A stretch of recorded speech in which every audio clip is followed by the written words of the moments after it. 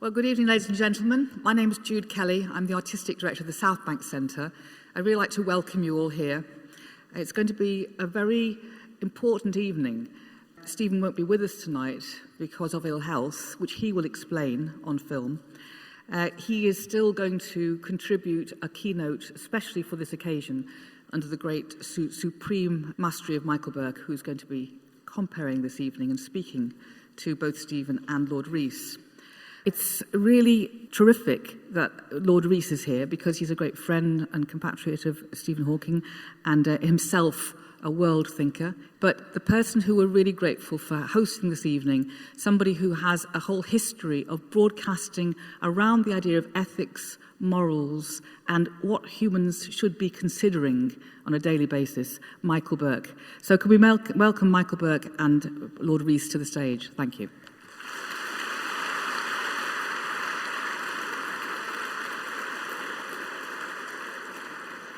Well, good evening, ladies and gentlemen. We're here to pay tribute to one of the most extraordinary individuals ever to have inhabited space-time. It's the contradictions that are so heroic, so impressive, and so poignant.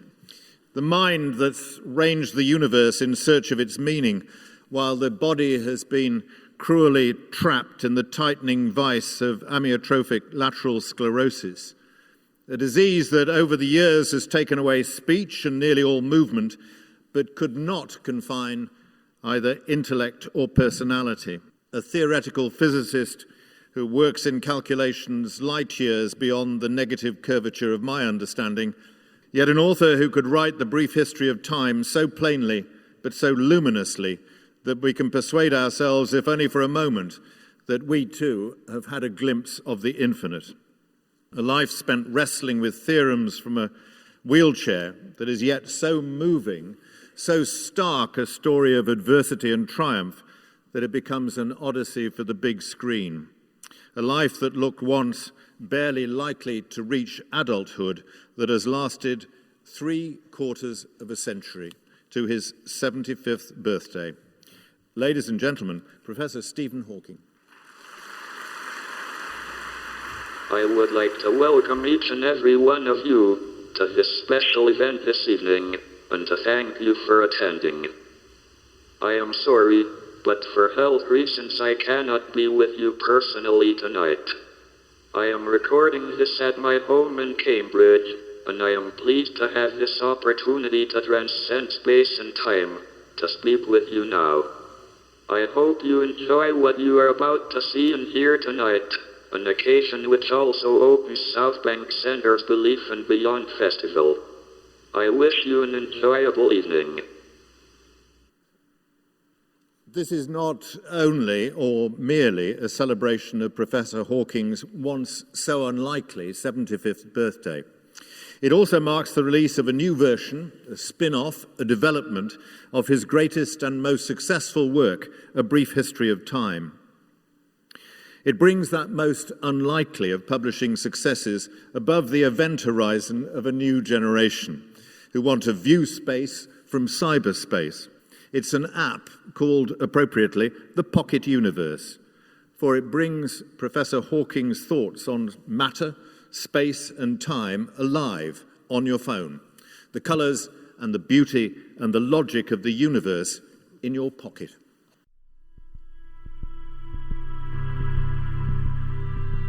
I have devoted my life to the study of cosmology and black holes. When I wrote A Brief History of Time, I did so with the intention of explaining fundamental questions about our universe.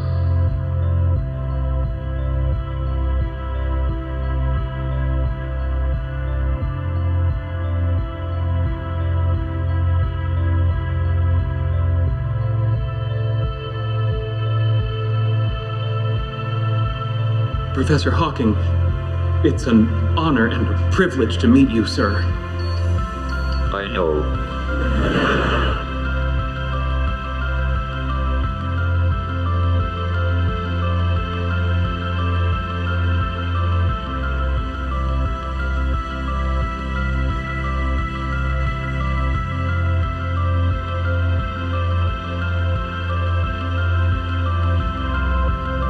I am delighted that my original text is getting a new lease of life, in the form of an app. I hope the brief history of Time app will bring my work to a whole new generation of people, looking to find out how it all began.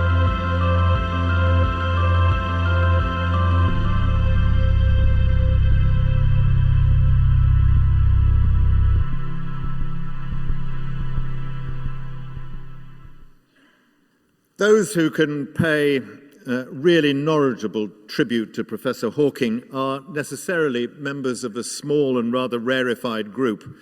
First among them must surely be the Astronomer Royal, Lord Rees of Ludlow. As Martin Rees, he was a near contemporary of Stephen Hawking during graduate studies at Cambridge, a cosmologist and astrophysicist, a public figure and prolific author, former Master of Trinity College and former President of the Royal Society. Who better to measure the man and his achievement? Lord Rees.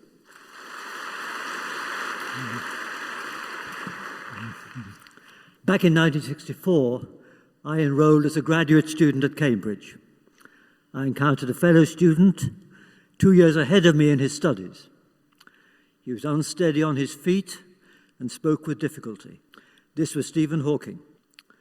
I learnt he had a degenerative disease and might not live long enough even to finish his PhD.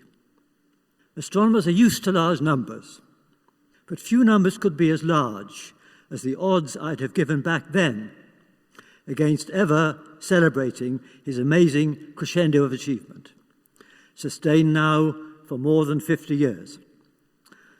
Mere survival would have been a medical marvel. But of course he hasn't merely survived. He's become the most famous scientist in the world, acclaimed for his brilliant researches, for his books about space, time and the cosmos, and above all, for his astonishing triumph over adversity. After getting his PhD, Stephen quickly made his mark. He came up with insights into the nature of black holes, then a very new idea, and into how our universe began.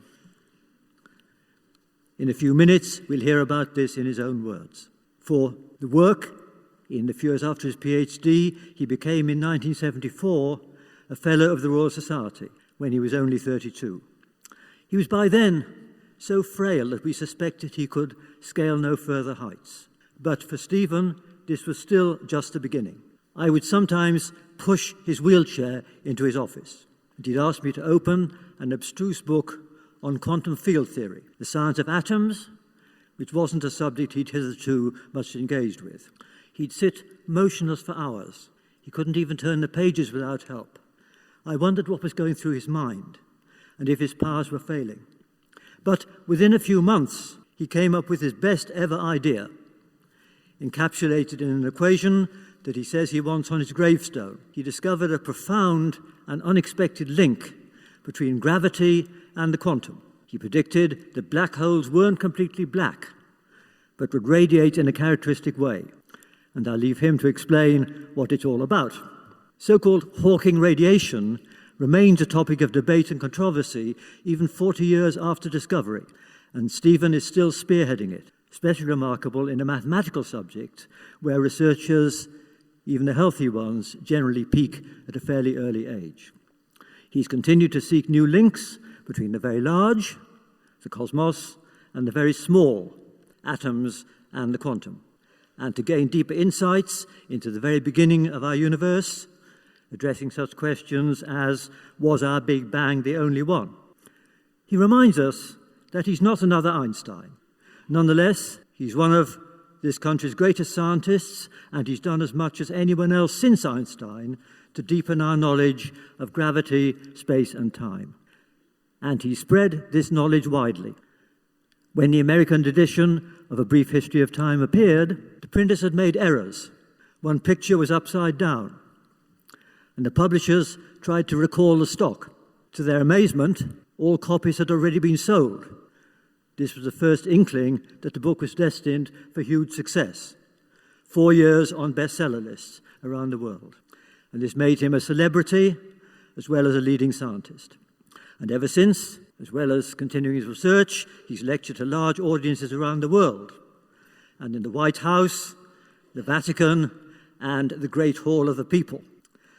In principle, he has one advantage over the rest of us lecturers. He can really go more global, because new software could translate his speech into Japanese, Korean, or any other language. But we're now going to hear from Stephen himself, and we'll hear it in English. Thank you very much.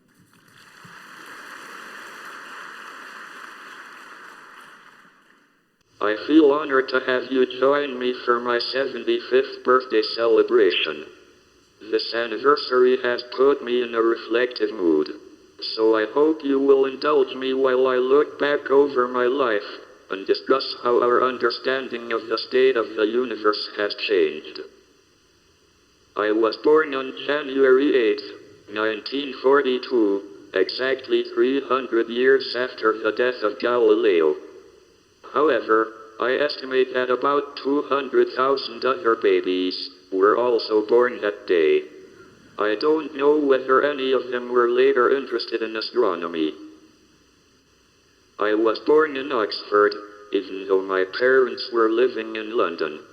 This was because Oxford was a good place to be born during World War II. The Germans had an agreement that they would not bomb Oxford and Cambridge, in return for the British not bombing Heidelberg and Göttingen. It is a pity that this civilized sort of arrangement couldn't have been extended to more cities. In 1950, my father's place of work moved to the northern edge of London, so my family moved nearby to the cathedral city of St. Albans. I was sent to the high school for girls, which despite its name took boys up to the age of 10, but later I went to St. Albans School. I was never more than about halfway up the class. It was a very bright class. I had 6 or 7 close friends, and I remember having long discussions and arguments about everything, from radio-controlled models to religion. One of the things we talked about was the origin of the universe, and whether it required a God to create it, and set it going. My father was very keen that I should go to Oxford or Cambridge. He himself had gone to University College, Oxford, so he thought I should apply there. But at that time, University College had no fellow in mathematics, so I had little option but to try for a scholarship in natural science. I surprised myself by being successful. In the end, I have wound up being a professor of mathematics, but I have not had any formal instruction in mathematics since I left St. Albans School at the age of 17. I have had to pick up what mathematics I know as I went along. At Oxford, the physics course was arranged in a way that made it particularly easy to avoid work. I once calculated that I did about 1,000 hours work in the 3 years I was there, an average of an hour a day. I'm not proud of this. Because of my lack of work, I had planned to get through the final exam by doing problems in theoretical physics and avoiding questions that required factual knowledge. But I didn't sleep the night before the exam, and so I didn't do very well. In the interview, they asked me about my future plans. I replied that I wanted to do research. If they gave me a first, I would go to Cambridge. If I only got a second, I would stay in Oxford. They gave me a first. I was 20 in October 1962 when I arrived in Cambridge at the Department of Applied Mathematics and Theoretical Physics. I was assigned to Dennis Sharma. Because I hadn't done much mathematics, Sharma suggested I work on astrophysics. But I had come to Cambridge to do cosmology, and cosmology I was determined to do. So I read old textbooks on general relativity and traveled up to hear relativity lectures at King's College London each week. At that time, it became clear something was not quite right with me. Already in Oxford, I had noticed that I could no longer row a sculling boat properly. The Christmas after arriving in Cambridge, I went home. It was a very cold winter, and my mother persuaded me to go skating on the lake in St. Albans, even though I knew I was not up to it. I fell over and had great difficulty getting up again. My mother realized something was wrong and took me to the doctor. I spent weeks in Bart's hospital and had many tests. They never actually told me what was wrong, but I guessed enough to know it was pretty bad, so I didn't want to ask. In fact, the doctor who diagnosed me washed his hands of me, and I never saw him again. He felt that there was nothing that could be done. At first I became depressed. I seemed to be getting worse pretty rapidly. There didn't seem any point working on my PhD, because I didn't know if I would live long enough to finish it. But then the condition developed more slowly, and I began to make progress in my work. After my expectations had been reduced to zero, every new day became a bonus, and I began to appreciate everything I did have. While there's life, there is hope. And there was also a young woman called Jane, whom I had met at a party. Getting engaged lifted my spirits, and I realized if we were going to get married, I had to get a job and finish my PhD. I began to work hard, and I enjoyed it. The big question in cosmology in the early 60s was, did the universe have a beginning? Many scientists were instinctively opposed to the idea because they felt that a point of creation would be a place where science broke down. One would have to appeal to religion and the hand of God to determine how the universe would start off. This was clearly a fundamental question, and it was just what I needed to complete my PhD thesis.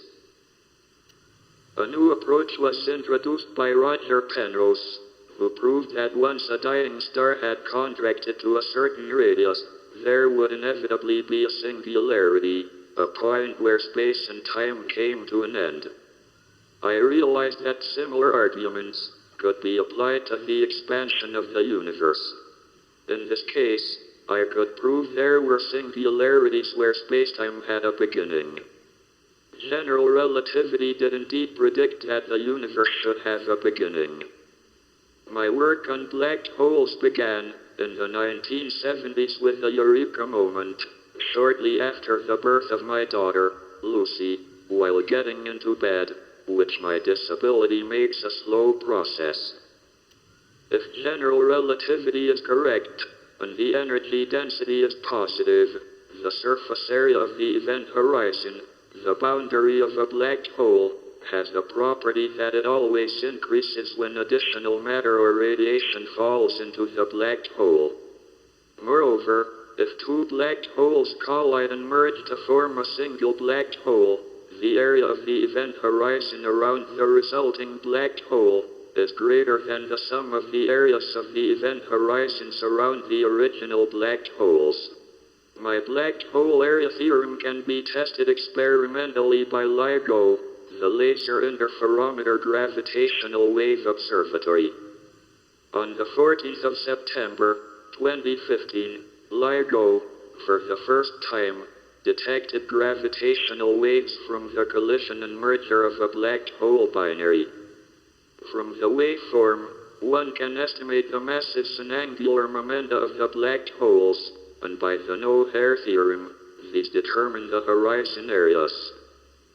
LIGO has opened a new way of viewing our universe, and with many more detections expected, I am excited by the possibility of new discoveries. There was a golden age in which we solved most of the major problems in black hole theory. This was before there was any observational evidence for black holes. In fact, we were so successful with the classical general theory of relativity that I was at a bit of a loose end in 1973 after the publication with George Ellis of our book, The Large-Scale Structure of Spacetime. My work with Penrose had shown that general relativity broke down at singularities. So the obvious next step would be to combine general relativity, the theory of the very large, with quantum theory, the theory of the very small. I had no background in quantum theory, and the singularity problem seemed too difficult for a frontal assault at that time. So as a warm-up exercise, I considered how particles and fields governed by quantum theory would behave near a black hole. In particular, I wondered, can one have atoms in which the nucleus is a tiny primordial black hole formed in the early universe? To answer this, I studied how quantum fields or particles would scatter off a black hole. I was expecting that part of an incident wave would be absorbed and the remainder scattered. But to my great surprise, I found there seemed to be emission from the black hole itself. At first, I thought this must be a mistake in my calculation, but what persuaded me that it was real was that the emission was exactly what was required to identify the area of the horizon with the entropy of a black hole. It is summed up in this simple formula, which expresses the entropy in terms of the area of the horizon, and the three fundamental constants of nature, c, the speed of light, g, Newton's constant of gravitation, and h bar, Planck's constant. I am proud to have discovered it. The radiation from a black hole will carry away energy, so the black hole will lose mass and shrink. Eventually, it seems the black hole will evaporate completely and disappear. But how could the radiation left over carry all the information about what made the black hole? If information is lost, this would be incompatible with quantum mechanics. Recently, I found what I think is its resolution.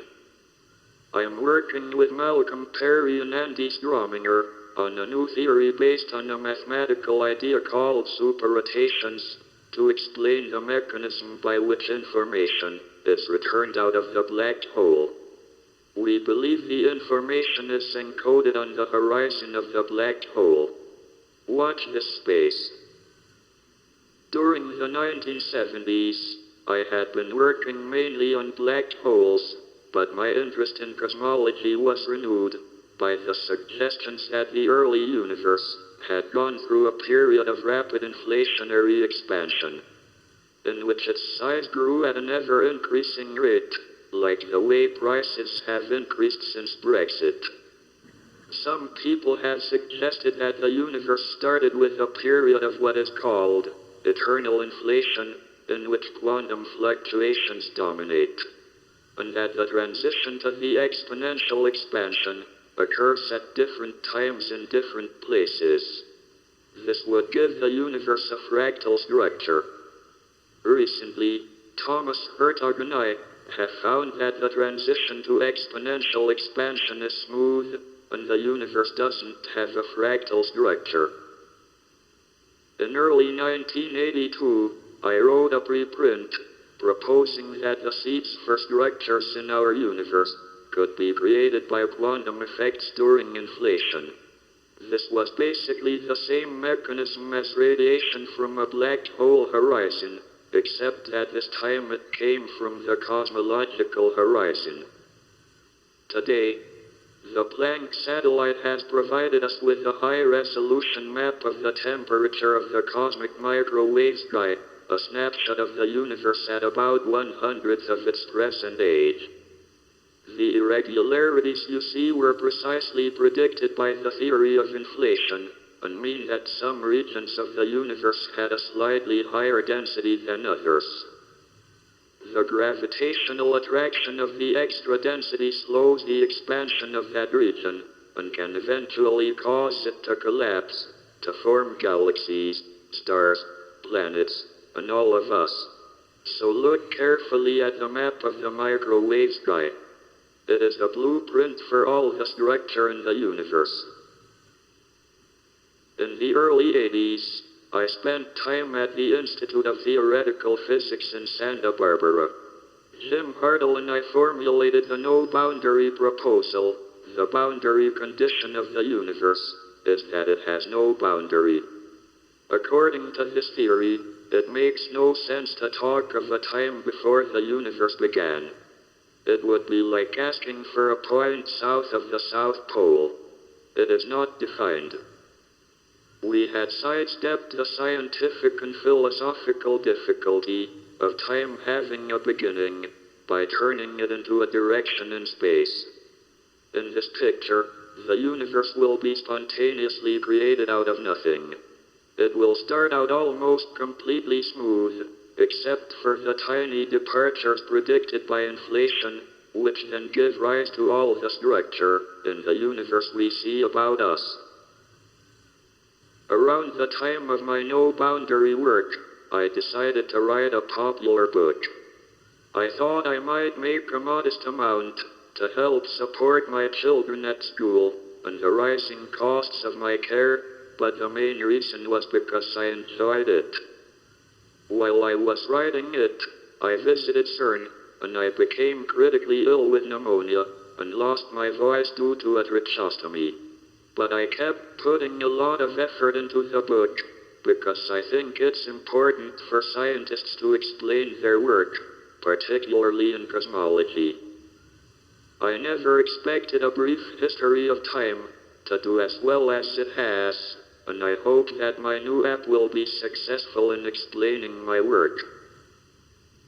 So let me finish by reflecting on the state of the universe. It has been a glorious time to be alive and doing research in theoretical physics. The fact that we humans, who are ourselves mere collections of fundamental particles of nature, have been able to come to an understanding of the laws governing us and our universe is a great triumph. I want to share my excitement and enthusiasm about this quest. So remember to look up at the stars and not down at your feet.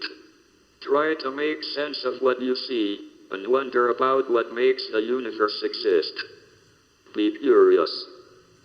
And however difficult life may seem, there is always something you can do and succeed at. It matters that you don't just give up. Thank you for listening.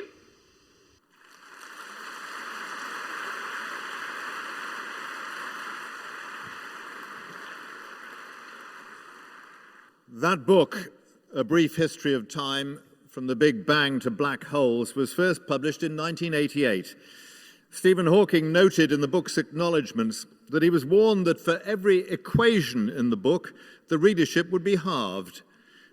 Hence, it only includes a single equation that even I have heard of, E equals mc squared.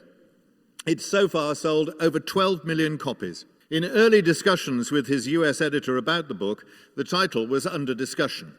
Stephen was worried about the word brief. His editor, Peter Guzzardi, said he liked it, and that it made him smile. It was for this reason that Guzzardi prevailed. Guzzardi wasn't a scientist. He felt that whatever he couldn't understand in the manuscript had to be rewritten, and pointed out that Hawking sometimes jumped from thought to thought and came to surprising conclusions, just assuming that others would see the connections. His graduate assistant, Bryant Witt, who was helping with the book, said that sometimes Hawking would tell him that something must be so because of what I understand, not because he could prove it or explain how he arrived there. Brian would do the calculations and sometimes have to report to Hawking that he had been wrong. Hawking would not believe him. Then, after some consideration and talking about it, Brian would realize that Stephen was right after all. As he said, his hunch was better than my calculation. It didn't stop Guzzardi sending back endless lists of questions for Stephen to answer whenever he received a chapter that was annoying for him. But in the end, he admitted it was a better book as a result. The book was first published in the United States on April Fool's Day, 1988, and was launched in the UK on the 16th of June at the Royal Society. One review compared it to Zen and the Art of Motorcycle Maintenance, an early 1970s bestseller and the biggest-selling philosophy book ever. Stephen declared that he was flattered by this, as it means that it gives people the feeling that they needn't be cut off from the great intellectual and philosophical questions. In a foreword to the 1996 edition, Stephen Hawking said, "I don't think anyone, my publishers, my agent, or myself, expected the book to do anything like as well as it did. It was in the London Sunday Times bestseller list for 237 weeks, longer than any other book. Apparently, the Bible and Shakespeare aren't counted.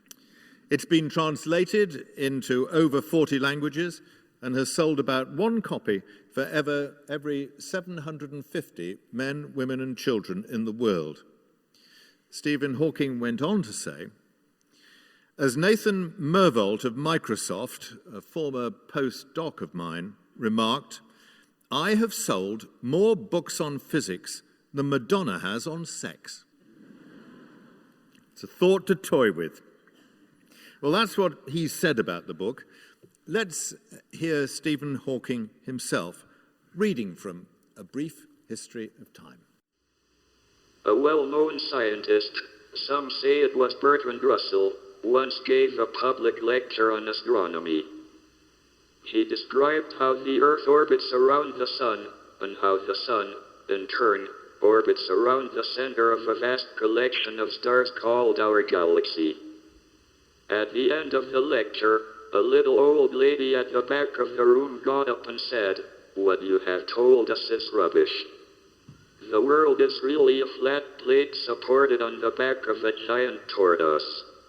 The scientist gave a superior smile before replying, "What is the tortoise standing on?" "You're very clever, young man, very clever," said the old lady, "but it's turtles all the way down." Most people would find the picture of our universe as an infinite tower of tortoises rather ridiculous, but why do we think we know better? What do we know about the universe, and how do we know it? Where did the universe come from, and where is it going? Did the universe have a beginning, and if so, what happened before then? What is the nature of time? Will it ever come to an end? Can we go back in time? Recent breakthroughs in physics, made possible in part by fantastic new technologies, suggest answers to some of these long-standing questions. Someday these answers may seem as obvious to us as the Earth orbiting the Sun, or perhaps as ridiculous as a tower of tortoises. Only time, whatever that may be, will tell. However, if we do discover a complete theory, it should in time be understandable in broad principle by everyone, not just a few scientists. Then we shall all, philosophers, scientists, and just ordinary people, be able to take part in the discussion of the question of why it is that we in the universe exist. If we find the answer to that, it would be the ultimate triumph of human reason. For then we would know the mind of God. Penguin Random House wanted to give the public what amounts to a rare opportunity to submit questions to the professor, so decided to use social media to crowdsource some options. Last November, Penguin posed the question, "What would you ask Stephen Hawking?" via both Facebook and Twitter, and got a lot of interesting and intelligent responses, including, which is correct, string theory or loop quantum gravity? Well, that's obvious, surely. Is there black matter in wormholes and beyond? Is it possible to use black matter so as to travel in space? However, the ones chosen by Professor Hawking to answer tonight are the following. And this is the first question, submitted by Anthony Carey on Facebook. What came before Big Bang? According to the no-boundary proposal, asking what came before the Big Bang is meaningless, because there is no notion of time available to refer to. The concept of time only exists within our universe. This one, submitted by Himal Upal in India via Twitter. Is there a possibility that a black hole might consume the Earth or its neighboring planets in the near future? No, it's not something you have to worry about anytime soon. Even our nearest black hole is 2,800 light years away. I'm okay, I don't know about you. And the third question, submitted by Kayan Sultani on Facebook. What's the likelihood of interstellar space travel in the next 50 years? We have already made the first step towards interstellar space travel. In April last year, Yuri Milner and myself announced Breakthrough Starshot. It is an ambitious project aiming to accelerate a small monocraft probe to 20% of the speed of light in order to reach our nearest star, Alpha Centauri. If successful, it would mark the first time a man-made object has made an interstellar journey. Of course, there are significant challenges to overcome, but these are engineering problems, not limitations set by the laws of physics. And engineering challenges tend, eventually, to be solved. Professor Hawking answering some of our questions. It would perhaps be easy to be transfixed by Professor Hawking's intellect and the magnitude of the questions with which it has wrestled, or the disability with which he has struggled for so long. But he is more than a brain in a wheelchair. He's a man with an undiminished personality and interests and ambitions that transcend both his limitations and his specialism. Lord Rees again. First, just a word stimulated by Stephen's comments just now on the engineering challenge of space. All theorists, even the top ones, are mindful that pure thought alone can't tell us about the cosmos. We need observations made with spacecraft and amazingly intricate and sensitive instruments to check our theories. And these need as much brain power as the theories, and of course cost a lot more money. For instance, Stephen highlighted the discovery last year of gravitational waves triggered by two black holes spiraling together. This required a laser system which could measure vibrations in the fabric of space so tiny that it's like measuring the thickness of a hair at the distance of Alpha Centauri. An amazing technical feat, needing lots of money and 1,000 people. There's an old cartoon showing two beavers looking up at a huge hydroelectric dam. One says to the other, "I didn't actually build it, but it's based on my idea." Experimenters like that metaphor for the symbiosis between theory and experiment. And these astonishing engineering triumphs should indeed humble us theorists. Well, so much for the science. I'd like to close with just some cameos from Stephen's life. The movie, The Theory of Everything, which probably most people here have seen, sensitively portrayed the 25 years during which he and Jane brought up a family and he gained celebrity status. And it's good that both Stephen and Jane were happy with this movie.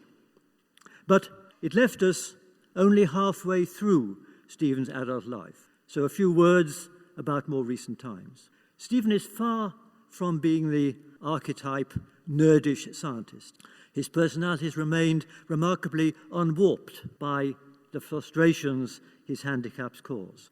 And as well as his inveterate scientific travels, he enjoys trips to the theatre and opera, and he always enjoys parties. But he's also always been sensitive to the misfortunes of others. He records that in hospital soon after his illness was diagnosed, his depression lifted when he compared his lot with that in a boy in the next bed who was dying of leukemia. And he's a determined campaigner for the disabled. He's been involved in many of those campaigns. And he's got robust common sense, and he's been happy to align himself with many other causes too.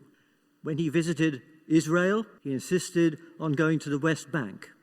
Newspapers in 2006, especially a big double-page centre spread in The Guardian, showed remarkable pictures of him in his wheelchair, surrounded by fascinated and curious crowds in Ramallah. Even more astonishing are the photographs of him floating in the NASA spacecraft, the vomit comet it's sometimes called, which allows passengers to experience weightlessness. We saw a glimpse of that in the opening movie. Stephen was manifestly overjoyed at escaping, albeit briefly, the clutches of the gravitational force he'd studied for decades. And he's always said he would like to go into orbit. And in 2012, he reached his largest ever audience when he played a star role in the opening ceremony at the London Paralympics. Tragedy struck Stephen when he was only 21. As he's told us, his expectations then dropped to zero, and everything that's happened since then seemed a bonus. And what a triumph his life has been. His name will live in the annals of science. Millions have had their cosmic horizons widened by his books, and even more around the world have been inspired by a unique example of achievement against all the odds. It's been wonderful to have this chance to see and hear him and to acclaim his first 75 years.